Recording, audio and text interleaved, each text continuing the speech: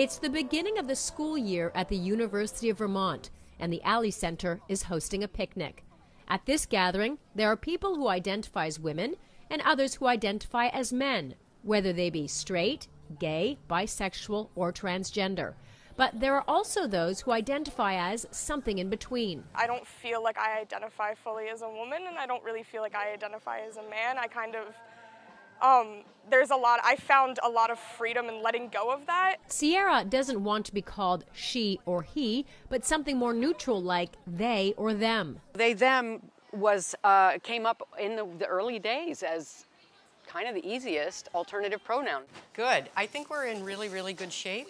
Dot Brower, who runs the Alley Center, also recently adopted the they-them pronoun. I've always, inside of myself, since I was a kid, thought of myself as not especially masculine or especially feminine.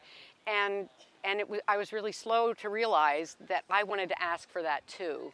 Growing numbers of students are asking for gender-neutral pronouns, and the University of Vermont has taken notice. In 2009, UVM became the first university in the United States that allows students to select a gender-neutral pronoun. That selection is then put into the school's database so that professors get things right when addressing them. The changes to the database has cost the university $80,000 and 6 months to design. There are also gender-neutral bathrooms and housing on campus.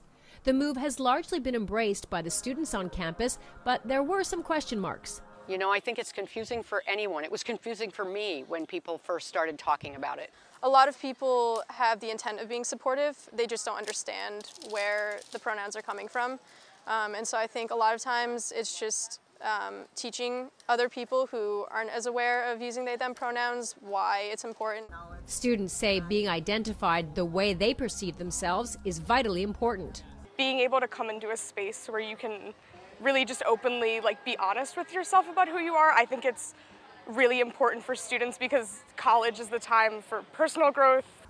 Students across the United States seem to agree. Hundreds of other U.S. colleges have reached out to UVM for guidance on setting up similar pronoun-neutral programs. Karina Huber, CCTV, Burlington, Vermont.